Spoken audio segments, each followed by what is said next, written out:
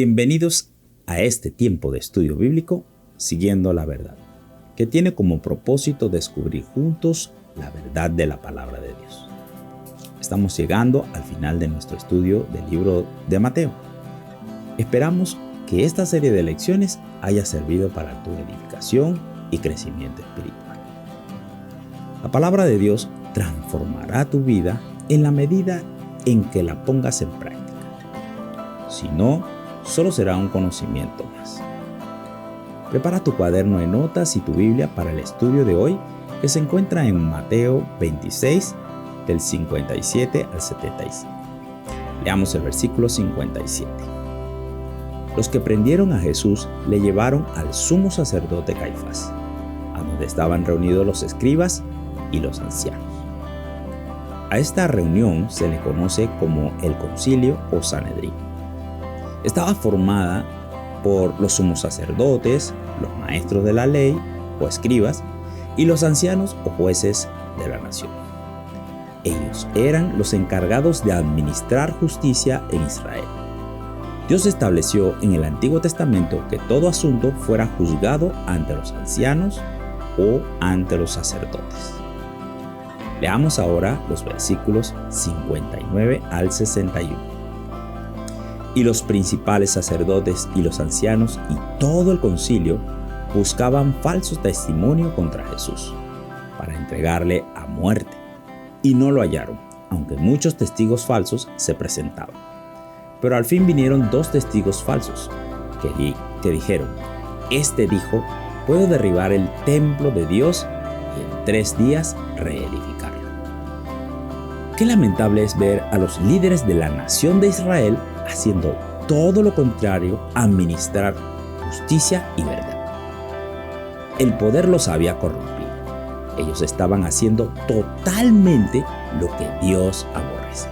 Estaban reunidos como la autoridad máxima del pueblo, maquinando hacer mal a un inocente y aceptando falsos testimonios. Condujeron al pueblo a pecar. Examinemos nuestro corazón y que el Señor nos revele si hay camino de injusticia, de pecado y de maldad. Que no seamos hallados haciendo injusticia para sacar provecho de cualquier situación. En 1 Tesalonicenses 5:22 dice: absteneos de toda especie de mal. Oremos para que Dios nos ayude a permanecer fieles. Ahora vamos a leer los versículos del 62 al 65. Y levantándose el sumo sacerdote le dijo: ¿No respondes nada? ¿Qué testifican estos contra ti? Mas Jesús callaba. Entonces el sumo sacerdote le dijo: Te conjuro por el Dios viviente que nos digas si eres tú el Cristo, el Hijo de Dios. Jesús le dijo: Tú lo has dicho. Y además os digo que desde ahora veréis al Hijo del Hombre sentado a la diestra del poder de Dios y viniendo en las nubes del cielo. Entonces el sumo sacerdote rasgó sus vestiduras, diciendo: Ha blasfemado. ¿Qué más necesidad tenemos de testigos? He aquí ahora mismo habéis oído su blasfemia. A las falsas acusaciones el Señor no contestaba nada. Pero cuando el sumo sacerdote dijo: Te conjuro por el Dios viviente, Jesús respondió. ¿Y por qué fue esto así? La palabra conjuro significa confesar bajo juramento.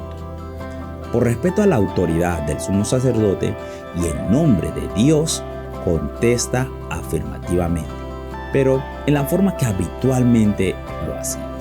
Tú lo has dicho. La respuesta fue la excusa que necesitaban para acusarle. Ellos veían a un hombre sin poder, sin autoridad, sin fuerzas para librarse del mal que ellos planeaban hacerle. Pero la realidad era otra. Jesús se abstuvo de llamar a su Padre por ayuda. Se abstuvo de usar su poder para librarse del mal. Él había aceptado entregar voluntariamente su vida en rescate por muchos. Marcos 10:45. Ahora leamos los versículos del 66 al 68. ¿Qué os parece Y respondieron ellos, dijeron: es reo de muerte. Entonces le escupieron en el rostro y le dieron de puñetazos. Y otros le abofeteaban diciendo: profetízanos, Cristo, ¿quién es el que te golpeó?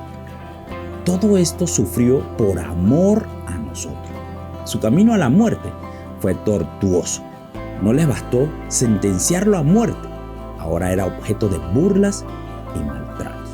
La Biblia nos dice que todo esto aconteció para cumplir las Escrituras. En Isaías 53:5 dice: mas él herido fue por nuestras rebeliones, molido por nuestros pecados. El castigo de nuestra paz fue sobre él, y por su llaga fuimos nosotros curados. Veamos lo que sucedía paralelo a esta historia. La Biblia nos habla de Pedro y qué sucedió luego que se llevaron a Jesús ante el concilio. Leamos el versículo 58.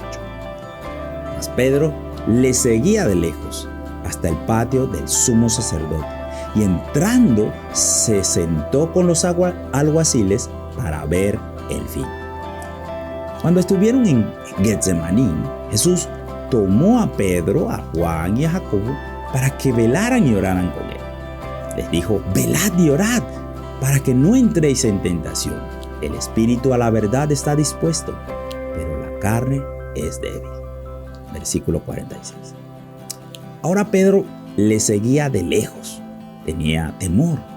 El miedo a padecerlo congeló. Estaba en la hora de la tentación y sus promesas habían quedado en el olvido. Entrando, se sentó con los alguaciles para ver el fin. La curiosidad de Pedro lo introdujo en un ambiente hostil. Estaba desprotegido. Su deseo era ver cómo terminaba todo.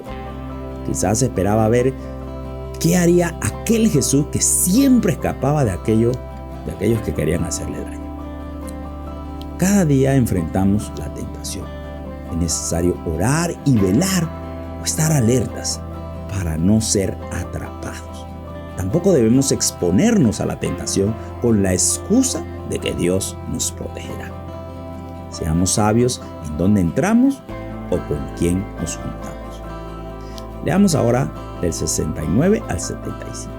Pedro estaba sentado fuera en el patio y se le acercó una criada diciendo: tú también estabas con Jesús el Galileo. Mas él negó delante de todos, diciendo: no sé lo que dices. Saliendo él a la puerta, le vio otra y dijo a los otros que estaban allí: también éste estaba con Jesús el Nazareno. Pero él negó otra vez con juramento: no conozco al hombre. Un poco después, acercándose, los que por allí estaban dijeron a Pedro: verdaderamente también tú eres de ellos, porque aún tu manera de hablar te descubre. Entonces él comenzó a maldecir y a jurar: no conozco al hombre. Y enseguida cantó el gallo. Entonces Pedro se acordó de las palabras de Jesús, que le había dicho: antes que cante el gallo, me negarás 3 veces. Y saliendo fuera, lloró amargamente. Pedro fue tentado 3 veces. Cuando pensamos en la tentación, pensamos en algo que nos atrae. Pero en este caso, la tentación fue decir mentiras. 3 veces fue tentado y las 3 veces Pedro mintió sobre conocer a Jesús. Cada respuesta le comprometía a pecar más. Primero trató de hacerse el desentendido a la pregunta: no sé lo que dices. En la segunda, juró que no conocía a Jesús. Y en la tercera, para lograr engañar a sus acusadores, comenzó a maldecir y a jurar como solía hacerlo en su antigua vida de pescador. Así es la tentación y la caída. Cada pecado nos conduce a seguir pecando. Gracias a Dios por el Espíritu Santo, quien nos redarguye de pecado. Es quien nos llama la atención cuando hemos fallado. Pedro no huyó de la situación que enfrentaba y se cumplió la profecía que el Señor Jesús le dijo. Este canto del gallo hizo despertar a Pedro de lo que estaba haciendo. Fue una alarma para que saliera de ese lugar. Pedro salió y su llanto refleja su arrepentimiento. Él lloró amargamente, con dolor, por haber traicionado a aquel que lo amó. 1 Juan 1:9 dice: si confesamos nuestros pecados, Él es fiel y justo para perdonar nuestros pecados y limpiarnos de toda maldad. Qué hermoso pasaje. Dios espera que vayamos a Él y nos pongamos a cuentas confesando lo incorrecto que hicimos. Dios, en su inmensa misericordia, nos perdona y limpia de todos nuestros pecados y maldades. Qué maravilloso es nuestro Dios. Esto es solo posible por la obra que hizo nuestro Señor Jesucristo en la cruz del Calvario, al dar su vida en propiciación, o sea, en pago por nuestros pecados. Ahora vivimos para Él y por Él. Para terminar, les regalo un pasaje para que lo puedan memorizar. Gálatas 2:20, que dice: con Cristo estoy juntamente crucificado, y ya no vivo yo, mas vive Cristo en mí. Y lo que ahora vivo en la carne, lo vivo en la fe del Hijo de Dios, el cual me amó y se entregó a sí mismo por mí.